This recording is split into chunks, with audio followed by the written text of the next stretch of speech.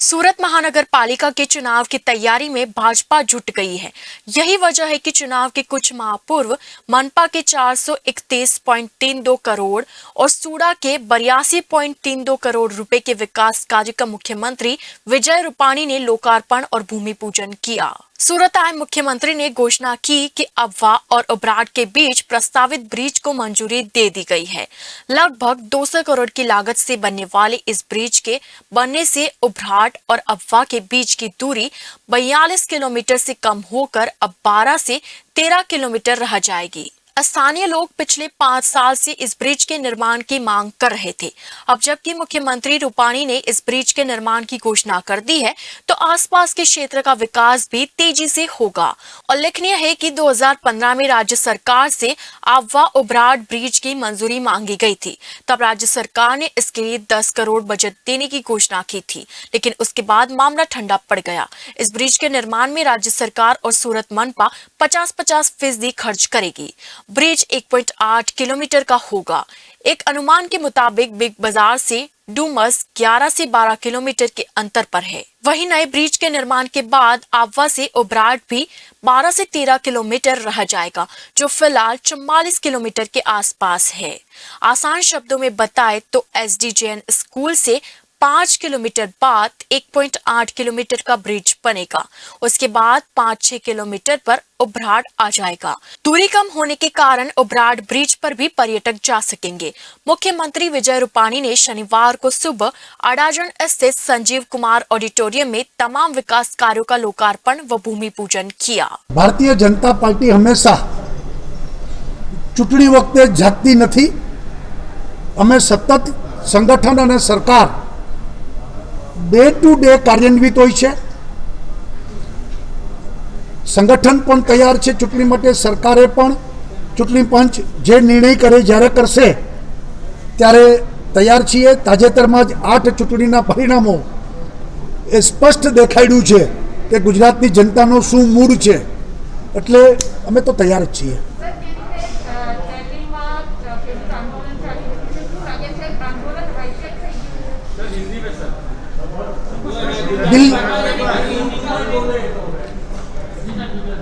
दिल्ली में जो किसान आंदोलन चल रहा है, अब वो किसानों का आंदोलन नहीं रहा है, अब वो पॉलिटिकल एजिटेशन बन गया है और बाकी विरोधी दल, खास करके लेफ्टिस्ट, उन लोगों ने हाईजैक किया है। क्योंकि भारत सरकार ने जो 3 जो कानून बनाए हैं, पारित किया है, उसमें तो किसानों को अधिक लाभ मिलने वाला है। किसान अपनी कोई भी प्रोडक्ट देश में कहीं भी जगह बेच सकता है। सब्जी, फ्रूट्स सिर्फ एपीएमसी में ही बेचना ऐसा नहीं है, कहीं भी बेच सकता है। मोदी जी ने किसानों की उन्नति के लिए ये 3 नए कानून बनाए हैं। उसकी चर्चा नहीं हो रही है। इसका मतलब यही है कि कहीं पे निगाह है, कहीं पे निशाना है, किसानों को ही सिर्फ बीच में रखते हुए बात कर रहे हैं। इसलिए भारत बंद ये टोटली निष्फल रहा है। गुजरात में भी बंद में कोई किसान इंक्लूड नहीं हुए हैं, किसानों ने बंद में शामिल भी नहीं हुए हैं। ये सिर्फ कांग्रेस का ही एक कार्यक्रम था। कांग्रेस भी एक्सपोज हो गई है। किसान का कहीं जगह समर्थन नहीं है। ये आंदोलन प्योर पॉलिटिकल एजेंडा के साथ चल रहा है।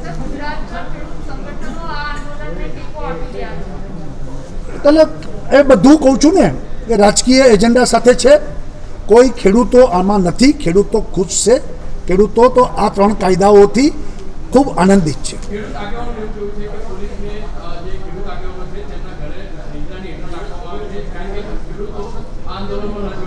जो कोई पोलीसे क्यांय कोईने लोकशाही पद्धति मुजब कार्यक्रम करवा रोक्या ज नथी। कायदो व्यवस्था अने कायदानी ध्यान राखीने ज व्यवस्था गोठववामां आवी छे अने ए संदर्भमां पगलां लीधा छे। હવે એક म्युनिसिपल कॉर्पोरेशन की टीम है जो निकल चुकी है, सर्वे कर रही है, तो वैक्सीनेशन को लेकर के क्या प्रावधान रहेंगे? आदरणीय प्रधानमंत्री जी जिस तरीके से कार्यरत है उसका मकसद भी है कि जल्दी से जल्दी भारत की जनता को वैक्सीन मिले और केंद्र सरकार पूरा आयोजन कर रही है। गुजरात सरकार उस आयोजन के मुताबिक पूरी तैयारी कर रही है। जो 4 स्टेज हमने तय किया है, पहले हेल्थ वर्कर्स, उसका लिस्ट कंप्लीट है हमारे पास।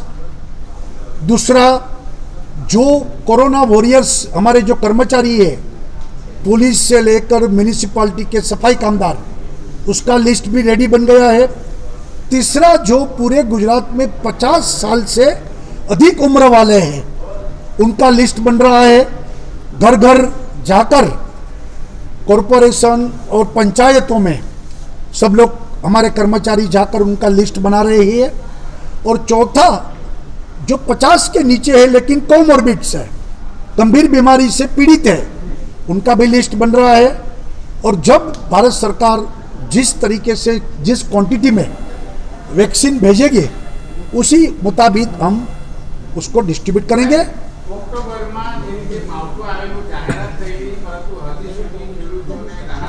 नहीं भाई, બધી રાહતો અપાઈ ગઈ છે। 2700 કરોડ રૂપિયા તો ખેડૂતોના ખાતામાં પહોંચી પણ ગયા છે। અત્યારે જે માવઠું થયું છે, હંમેશા પદ્ધતિ રહી છે, કોઈ પણ કુદરતી આપત્તિ પછી અમારા જે તે વિભાગ સર્વે કરતા હોય છે। સર્વે મુજબ જે માહિતી આવશે એ મુજબ અમે જે રાહત કરવાની હશે કરશું। હજી તો માવઠું આજે ચાલુ છે, ગઈકાલે આવ્યું છે, એટલે જ્યારે માવઠું પતશે સર્વે થશે અને એને મુતાબિક જે કાંઈ હશે એમાં રાજ્ય સરકાર મદદ કરશે। नगर पालिका की परियोजनाओं में कपोदरा में 2 मंजिला सुमन हाई स्कूल, फुलपाड़ा में वाचनालय, अडाजन में working women hostel, 150 electric bus के संचालन और रखरखाव के लिए बस ऑपरेटर के काम तथा खात मुहूर्त में तापी परियोजना के तहत सूडा क्षेत्र में वॉकवे के लिए स्वेज ट्रीटमेंट प्लांट और तापसी परियोजना के तहत वराछा खाड़ी के लिए नया Suez treatment plant, engineering, procurement, construction और 10 साल के मेंटेनेंस का काम पूर्णा में व्रत चौक से साकेत धाम खाड़ी तक के खाड़ी जंक्शन तक खाड़ी पर स्ट्रॉम लाइन के अलग अलग आउटलेट पर फ्लड द्वार के स्थापना का लोकार्पण किया। इसके अलावा उधना जोन में वार्ड कार्यालय, कृष्णानगर मैदान में सुमन स्कूल, वडोदरा में आंगनवाड़ी, बमरोली विनायक नगर के पास खाड़ी को कवर करने वाली ड्रेनेज लाइन बिछाने, मोटा वराछा उत्तरायण में EWS की आंतरिक सुविधाएं और साइट डेवलपमेंट, भीमपोर गवियर में पानी की टंकी का निर्माण, वेसु में सूडा EWS आवास में नई आंगनवाड़ी का निर्माण, उमरवाड़ा संजय नगर के पास सामुदायिक भवन का निर्माण और सूडा क्षेत्र के 892 घरों का निर्माण आदि का भूमि पूजन किया। सीएम रूपाणी ने कहा कि पूर्व में की गई घोषणा के मुताबिक किसानों के खाते में 2700 करोड़ रुपए जा चुके हैं। इस मावट के कारण किसानों को नुकसान हुआ है, जिसका सर्वे करे, जो भी मदद करनी होगी वह करेंगे। इसके अलावा कोरोना वॉरियर्स की लिस्ट बनाए जाने की बात भी मुख्यमंत्री ने की। साथ ही उन्होंने कहा कि दिल्ली में चल रहे आंदोलन किसानों का नहीं है। आंदोलन को विरोधी दल लेफ्टिस्ट ने हाईजैक कर लिया है और पॉलिटिकल एजेंडा पर आगे बढ़ रहा है। इसके लिए उन्होंने कांग्रेस की राजनीति को जिम्मेदार ठहराया। शहर के पोश एरिया अठवा, पीपलोद और डूमस की एक तरफ नदी और दूसरी तरफ समुद्र के कारण विस्तार रुक गया था। अब अफवा उमराट के बीच ब्रिज बनने से पोश विस्तार का डेवलपमेंट होगा। उमराट में सरकार की करीब 1000 हेक्टेयर जमीन है, उसकी वैल्यू भी बढ़ जाएगी। ब्यूरो रिपोर्ट, जनादेश न्यूज, सूरत।